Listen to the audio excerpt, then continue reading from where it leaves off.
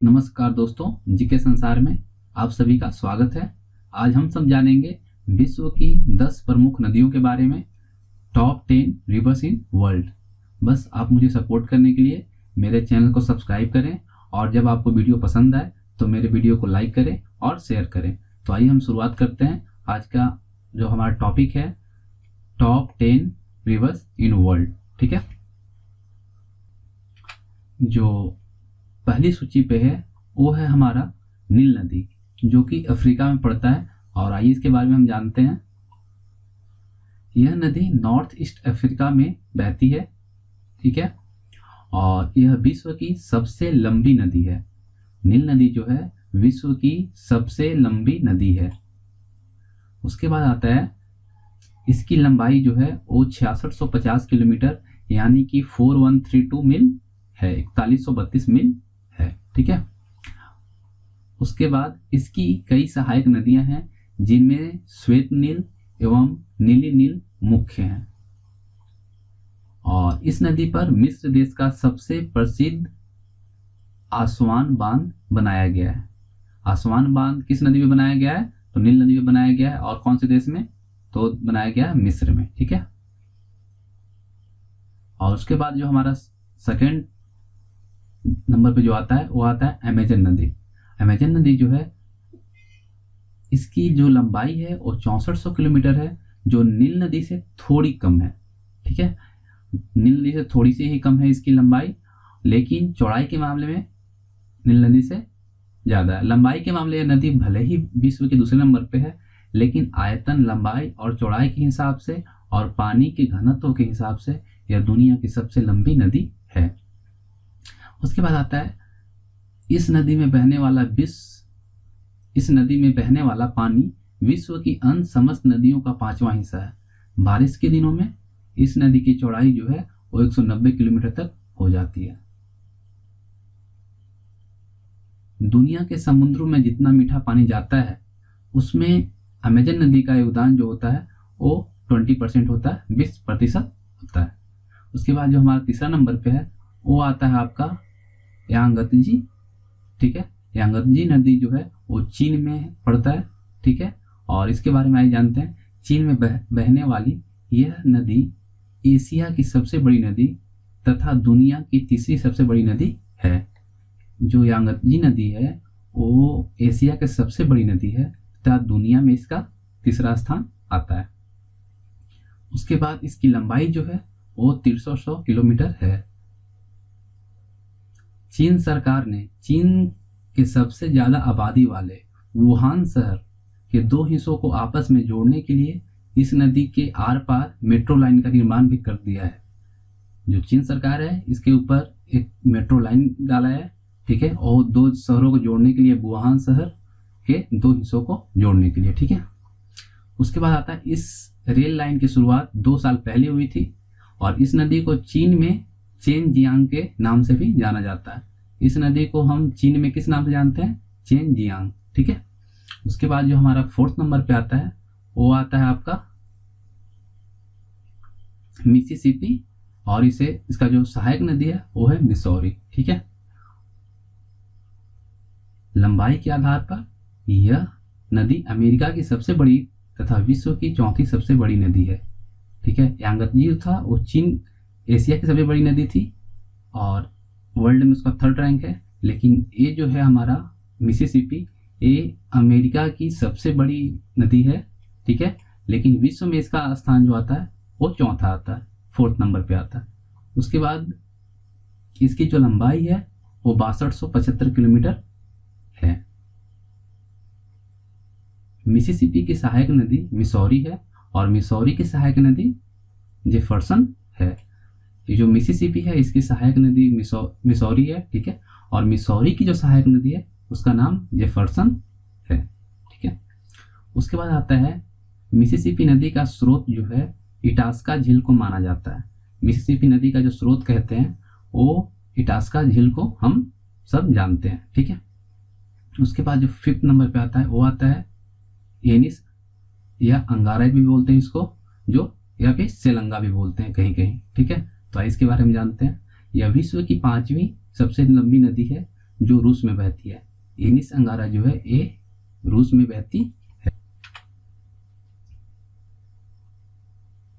इस नदी की लंबाई जो है वो 5539 किलोमीटर यानी कि 3445 मील है। यह 3 नदियां हैं जो एक दूसरे से जुड़ती चली जाती हैं। 3 नदियां हैं, एनिस, अंगारा और सेलेंगा, और ये आपस में जुड़ती चली जाती हैं। उसके बाद आता है यह नदी मंगोलिया के मध्य भाग से निकलती है और रूस के कई क्षेत्रों से बहते हुए आर्कटिक महासागर में मिल जाती है। ठीक है, यह नदी जो है वो आपका मंगोलिया के मध्य भाग से निकलती है और रूस के कई क्षेत्रों से बहते हुए आर्कटिक महासागर में मिल जाती है। ठीक है, उसके बाद आता है इसकी औसत गहराई 14 मीटर यानी कि 45 फुट है और सबसे ज़्यादा गहराई 24 मीटर यानी कि 80 फीट है। ठीक है, उसके बाद जो 6 नंबर पे आता है वो आता है येलो नदी जो कि चीन में पड़ता है। यह नदी मध्य और दक्षिण एशिया की प्रमुख नदी है।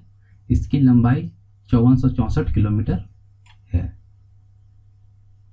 यह चीन, तिब्बत और बांग्लादेश से होकर बहती है। जो येलो नदी है वो चीन में भी है, तिब्बत में भी है और भारत में और बांग्लादेश में भी है।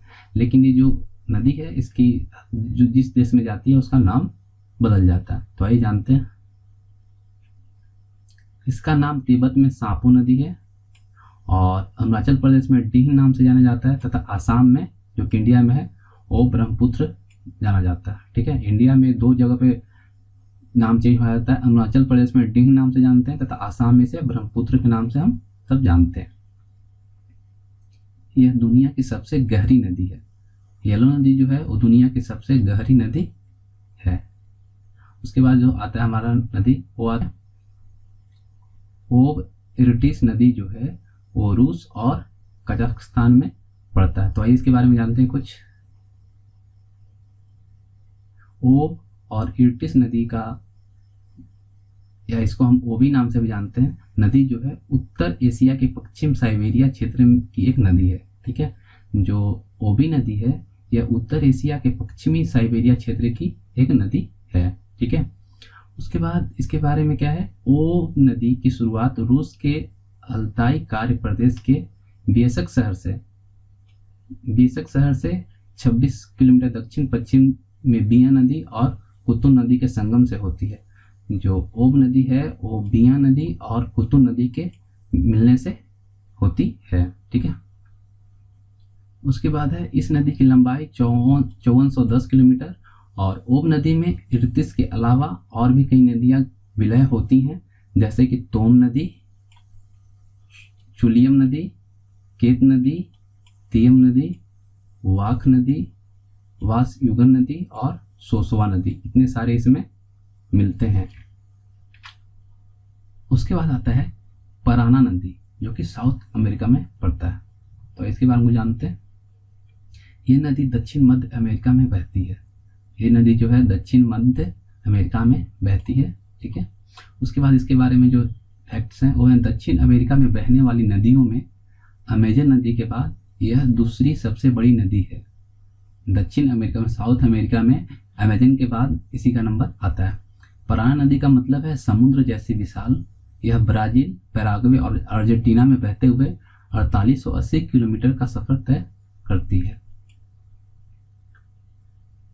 उसके बाद यह पहले पैराग्वे नदी में मिलती है और फिर और नीचे गिरते हुए उरेग्वे नदी में मिल जाती है। पहले पैराग्वे नदी में मिलती है, उसके बाद और नीचे जाते जाते उरेग्वे नदी में मिल जाती है और रियो दे ला प्लाता नदी के मुहाने का निर्माण करते हुए अटलांटिक महासागर में मिल जाती है। उसके बाद आता है हमारा कांगो नदी जो कि अफ्रीका में पड़ता है। इस नदी को जेरे नदी के नाम से भी जाना जाता है। कांगो नदी को हम जेरे के नाम से भी जानते हैं। यह नदी 4700 किलोमीटर की दूरी तय करती है, 4700 किलोमीटर की दूरी तय करती है। उसके बाद इसका प्रवाह क्षेत्र जो है वो हमारा 14,25,000 वर्ग मील है। उसके बाद नील नदी के बाद यह अफ्रीका की सबसे बड़ी लंबी नदी है। ठीक है, ये जो कांगो नदी है वो अफ्रीका की दूसरी सबसे लंबी नदी है। इसके पहले नील था, उसके बाद इसकी दूसरा स्थान आता है वो कांगो नदी है। ठीक है, उसके बाद यह समुद्र में प्रति सेकंड 20 लाख घन फुट की कीचड़ युक्त पानी गिराती है, जो संपूर्ण मिसिसिपी के औसत का 4 गुना है। 1 सेकंड में 20 लाख घन फुट कीचड़ युक्त पानी, कीचड़ वाला पानी ये गिराती है, जो कि मिसिसिपी के औसत का 4 गुना यानी 4 टाइम्स है। ठीक है। उसके बाद आता है आपका अमूर अर्गुन नदी, जिसकी रूस और चीन में बहती है। ठीक है। आइए इसके बारे में जानते हैं। वह विश्व की 10वीं सबसे बड़ी लंबी नदी है। उसके बाद इसकी लंबाई जो है 4444 यानी कि 4444 किलोमीटर है। रूस और चीन के बीच जमीन के लिए जो झड़पें 17वीं शताब्दी से 20वीं शताब्दी तक चली, उसमें अमूर नदी की अहम भूमिका थी। ठीक है। जो 17वीं सेंचुरी से लेकर 20वीं सेंचुरी तक जो चली, जो भी उन लोगों के बीच जो झड़पें चली, लड़ाइयाँ हुई, वो अमूर नदी की अहम भूमिका उसमें थी, उसकी वजह से हुआ था।